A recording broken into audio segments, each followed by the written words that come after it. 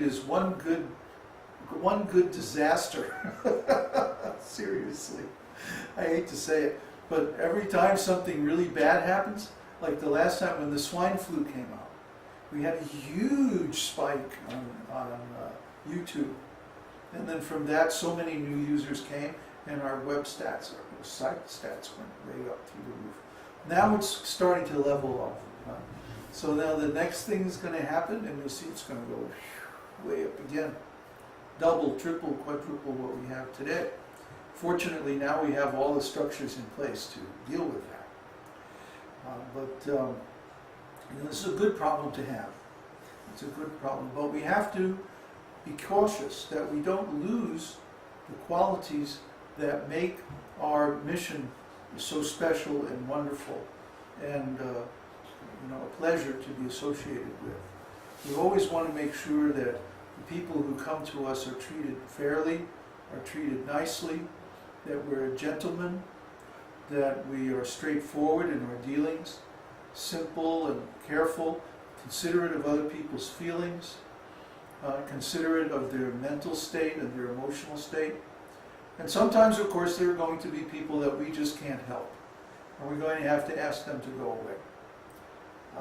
But we find that the majority, by far, of the people who join our mission and our site are decent, honest, intelligent, hardworking, and a pleasure to deal with. In fact, just lately, over the past month or two, so many wonderful new students have come. I couldn't even list them. A few names stand out, but I don't want to mention just a few and not mention them all. But we have so many nice new students, so many new life members, so many new university students working on the courses.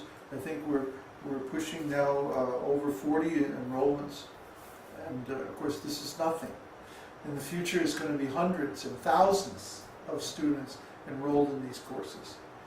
So we always want to make sure when we deal with these people that we deal with them in a way that's going to make them happy that they came to our community. And so we don't ever want to get involved in politics or in subterfuge or deception in any way. It's better if we don't grow so fast, actually. So we should never be greedy to collect too much donations. If people want to give something, that's very nice. But, we don't really push for that. We don't ever, we have made this a policy from the beginning that we don't ever campaign for donations. We allow people to donate if they understand the importance of our work and they're enthusiastic enough to want to help us. Then we very graciously accept their help, but we don't push, And so we don't ever want to get into that mood, because every other religious organization in the world is like that. We don't ever want to have that greedy mood. That whatever Krishna sends, that's all right. Somehow or other we'll work within that. And then be very cautious about how much we spend. Even if Krishna sends a lot of facility, that means he has some special use for it. If somebody gave us $1 million tomorrow, what would we do with it? I would get a big piece of land in India, and I would build a wonderful temple and a wonderful spiritual university. But I wouldn't change any of the other things we're doing. We'd still have our website. We would still be offering to license our material to universities and like that, because we want to help the largest number of people possible. And not everybody is going to be able to come to our place. So we want to give opportunity to everyone. That means we're going to have a major presence on the World Wide Web as far ahead as we can see in the future. You're going to have to pry that computer out of my cold, dead hands. Because preaching is very important, and with this internet thingy, you can reach thousands and millions of people with very, very little effort, very, very little expense. So why should we take the hard path when Krishna has given us the easy path? I mean, I still see my god brothers struggling like anything to open big temples and raise lots and lots of money. And they don't have to work that hard. I don't know why they're doing like that. Is that because they think they have to imitate Srila Prabhupada? Srila Prabhupada did his preaching work in a certain way because that was the time and the circumstance in which he found himself. But we're in a different time with different circumstances. Hey, wake up. There's the internet. You can use it. All it requires is, I think I spoke about this the other day. We have a little camcorder and a laptop computer and some software. Total investment, $3,500 or something like that.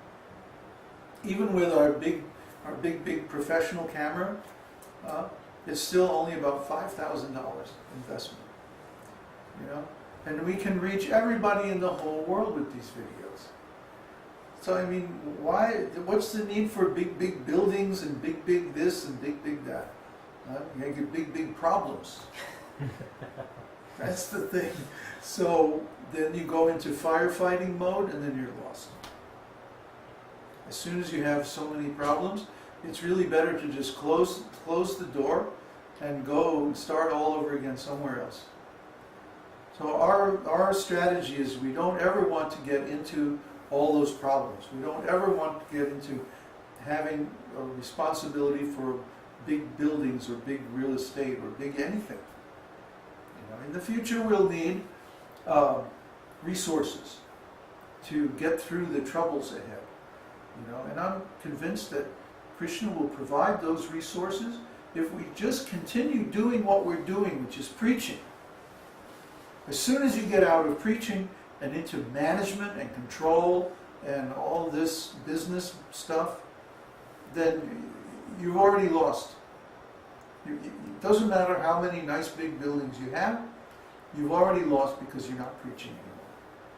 And preaching is what has given us everything good that we have gotten so far. So my focus is now and will always be on the preaching work. Because the preaching, the teaching, the sharing of the good knowledge that we have, this is the main means of value creation that we possess. And we would be very foolish if we ever deviate from that and go into business development or involved in politics or any of this other nonsense. This is for less intelligent people. This is for people who want a religion. This is for people who want some combination of spiritual and mundane. But we don't care for that. If we can preach to the whole world with a laptop and a camera, then Hari Bol, we don't need a big expensive thing. Okay, but if people are coming to universities and they're expecting an education and they're only getting half an education, and we have an opportunity to give the other half, well, that's a good opportunity. We can do that. We can work with one school, and then through that school we can license the program to many other schools. That's all right. And then we still maintain our separate, independent existence as the Esoteric Teaching Seminars Incorporated. That's never going to change. We're always going to remain independent. We're never going to become a part of any other organization, even another spiritual organization or like that. Even if ISKCON came to me and they said, if you just rejoin ISKCON, then we'll make you GBC, we'll make you Guru, we'll give you all this funding, and I would say no. No. Because a Brahmana must be independent to give accurate advice. A Brahmana should never be beholden to anyone.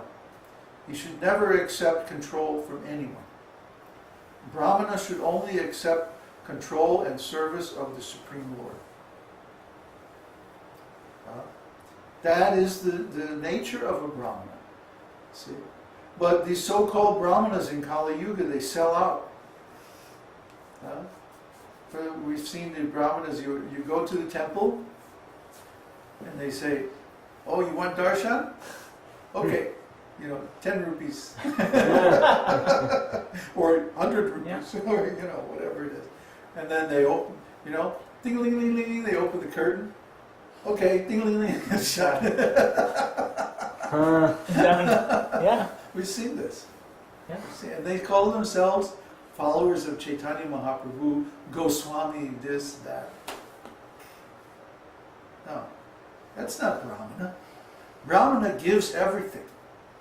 Are you hungry? Here. Do you need clothes? Here. Here's, take a book, Have some prasadam. Sit down. Now, hear about Krishna. And then give all the knowledge. And then, oh, you want to reciprocate something? No, that's nice, very good.